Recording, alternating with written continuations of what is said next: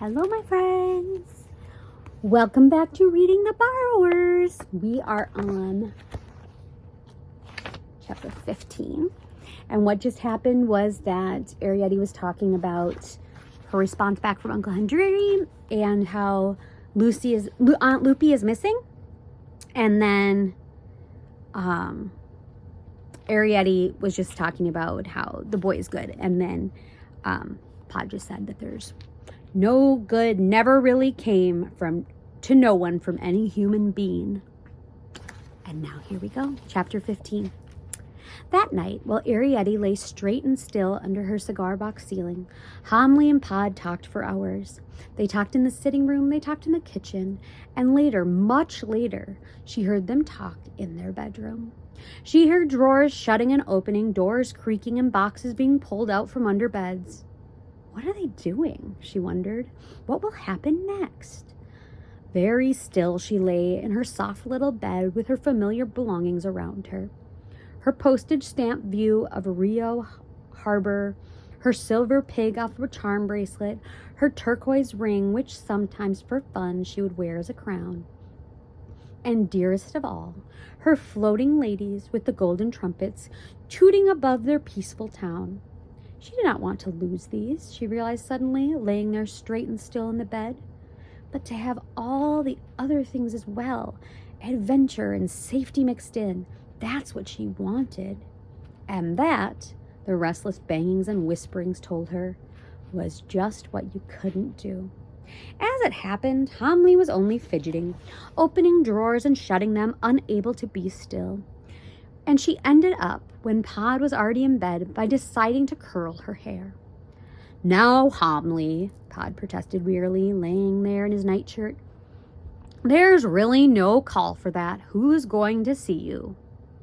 That's just it, exclaimed Homley, searching in a drawer for her curl rags. In times like these, one never knows. I'm not going to be caught out, she said irritably, turning the drawer upside down, picking over the spilled contents. With me hair like this. She came to bed at last, looking spiky like a washed-out gollywog, and Pod, with a sigh, turned over at last and closed his eyes. Homley lay for a long time, staring at the oil lamp. It was a silver cap from a perfume bottle with a tiny floating wick. She felt unwilling for some reason to blow it out. There were movements upstairs in the kitchen, and it was late for movements. The household should be asleep, the lumpy curlers pressed uncomfortably against her neck. She gazed, just as Ariadne had done, about the familiar room. Too full, she realized, with little bags and boxes and makeshift cupboards, and thought, what now? Perhaps nothing would happen at all. The child, perhaps, is right. We are making a good deal of fuss about nothing very much. This boy, when all is said and done, is only a guest, perhaps, thought Homley, and he'll go away again quite soon, and that, she told herself drowsily, will be that. Later, as she realized afterwards, she must have dozed off, because it seemed like she was crossing Parkin's Beck. It was night, the wind was blowing, and the field seemed very steep. She was scrambling up it along the ridge by the gas pipe, sliding and falling in the wet grass. The trees, it seemed to Homley, were threshing and clashing, their branches waving and sawing against the sky. Then, as she told them many weeks later, there was the sound of splintering wood. And Homley woke up. She saw the room again, the oil lamp flickering. But something, she knew at once, was different. There was a strange draft, and her mouth felt dry and full of grit. Then she looked up at the ceiling. Pod! She shrieked, clutching his shoulder.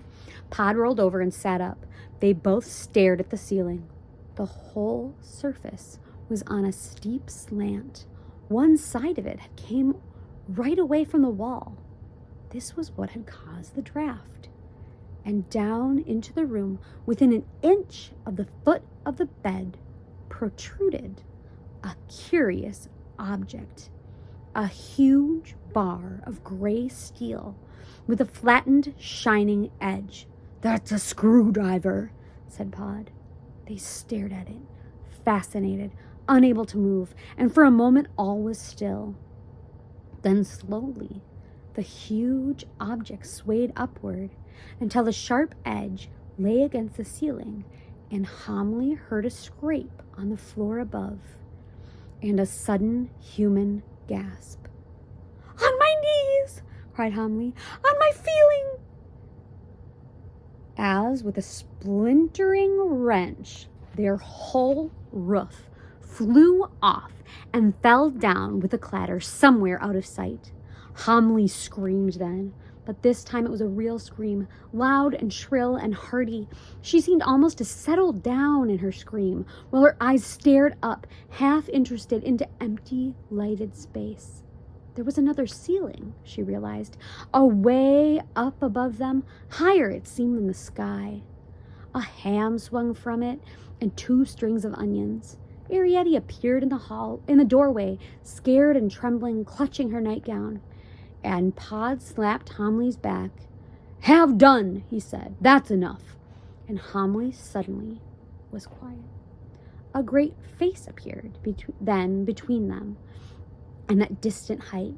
It wavered above them, smiling and terrible. There was silence, and Homily sat bolt upright, her mouth open. "Is that your mother?" asked a surprised voice after a moment, and Arrietty from the doorway whispered, "Yes." It was the boy. Pod got out of bed and stood beside it, shivering in his nightshirt. "Come on," he said to Homily. "You can't stay there." But Homily could. She had her old nightdress on, with a patch at the back, and nothing was going to move her. A slow anger was rising up in Homily. She had been caught in her hair curlers.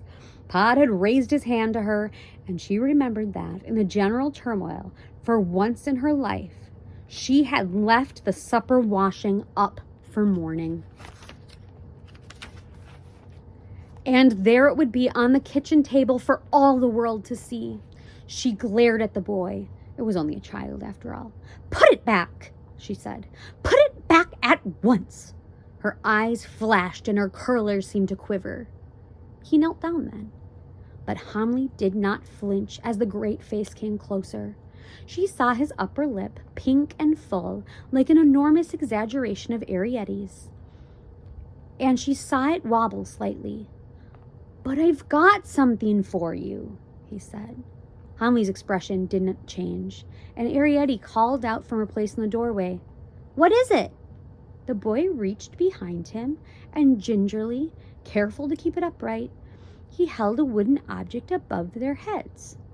"It's this," he said, and very carefully, his tongue out and breathing heavy, he lowered the object slowly into their hole. It was a doll's dresser, complete with plates. It had 2 drawers in it and a cupboard below. He adjusted its position at the foot of Homily's bed. Arrietty ran round to see it better. There's a picture of him doing that. There's his face.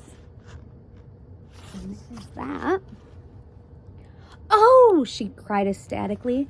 "Mother, look!" Homily threw the dresser a glance. It was dark oak and the plates were hand-painted. Then she looked quickly away again. "Yes," she said coldly, "it's very nice." There was a short silence, which no one knew how to break. "The cupboard's really open," said the boy at last, the great hand coming down amongst them, smelling of bath soap. Arrietty flattened herself against the wall, and Pod exclaimed nervous, "Now then."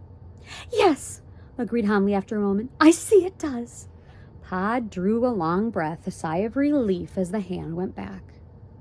"There, Homily," he said placatingly. "You always wanted something like that." "Yes," said Homily as she still sat bolt upright, her hands clasped in her lap. "Thank you very much. And now," she went on coldly, "will you please put back the roof?"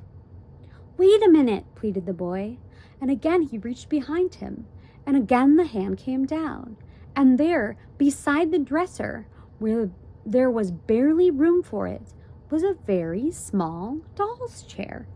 It was a Victorian chair upholstered in red velvet. Oh, Arrietty exclaimed again, and Pod said shyly, "Just about fit me, that would." "Try it," begged the boy, and Pod threw him a nervous glance. "Go on," said Arrietty, and Pod sat down in his nightshirt, his bare feet showing. "That's nice," he said after a moment. "It would go by the fire in the sitting room," cried Arrietty. "It would look lovely on red blotting paper." "Let's try it," said the boy, and his hand came down again. Pod sprang up just in time to steady the dresser as the red velvet chair was whisked away above his head and placed presumably in the next room. But one. Arrietty ran out of the door and along the passage to see. "Oh," she called out to her parents, "come and see, it's lovely." But Pod and Homily did not move. The boy was leaning over them, breathing hard. They could see the middle buttons of his nightshirt. He seemed to be examining the farther room. "What do you keep in the mustard pot?" he asked. "Coal," said Arrietty's voice, "and I helped borrow this new carpet. Here's the watch I told you about and the pictures." "Oh, I could get you better stamps than those," the boy said. "I have some Jubilee ones from the Taj Mahal." "Look," cried Arrietty's voice again, and Pod took Homilly's hand. "These are my books." Homily clutched Pod as a great hand came down once more in the direction of Arrietty. "Quiet," he whispered. "Sit still." The boy, it seemed, was touching the books. "What are they called?" he asked, and Arrietty reeled off their names. "Pod," whispered Homily, "I'm going to scream." "No," whispered Pod, "you mustn't. Not again." "I can feel it coming on," said Homily. Pod looked worried. "Hold your breath," he said, "and count to 10. The boy was saying to Arrietty, "Why couldn't you read me these?" "Well, I could," said Arrietty, "but I'd rather read something new." "But you never come," complained the boy. "I know," said Arrietty, "but I will." "Pod," whispered Homily, "did you hear that? Did you hear what she said?" "Yes, yes," Pod whispered. "Keep quiet." "Do you want to see the storerooms?" Arrietty suggested next, and Homily clapped her hand to her mouth as though to stifle a cry. Pod looked up at the boy. "Hey," he called, trying to attract his attention. The boy looked down. "Put the roof back now," Pod begged him, trying to sound matter-of-fact and reasonable. "We're getting cold." "All right," agreed the boy, but he seemed to hesitate. He reached across them for the piece of board which formed their roof. "Shall I nail you down?" he asked, and they saw him pick up the hammer. It swayed above them, very dangerous looking. "Of course nail us down," said Pod irritably. "I mean," said the boy, "I've got some more things upstairs." Pod looked uncertain, and Homily nudged him. "Ask him," she whispered. "What kind of things?" "What kind of things?" asked Pod. "Things from an old doll's house. There is on the top shelf of the cupboard by the fireplace in the schoolroom." "I've never seen no doll's house." "Well, it's in the cupboard," said the boy. "Right up by the ceiling. You can't see it. You've got to climb up on the lower shelves to get to it." "What sort of things are there in the doll's house?" asked Arrietty from the sitting room. "Oh, everything," the boy told her. "Carpets and rugs and beds with mattresses. And there's a bird in a cage. Not a real one, of course. And cooking pans and tables and 5 gilt chairs and a pot with a palm in it, a dish of plaster tarts, and an imitation leg of mutton." Homily leaned across Pod. "Tell him to nail us down quietly," she whispered.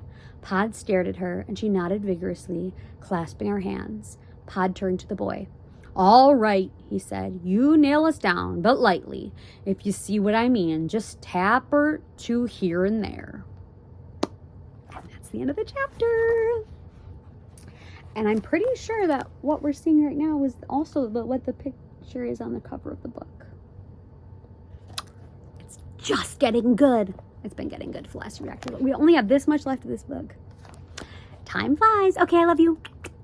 I'll see you for the next chapter. I think it's chapter 16.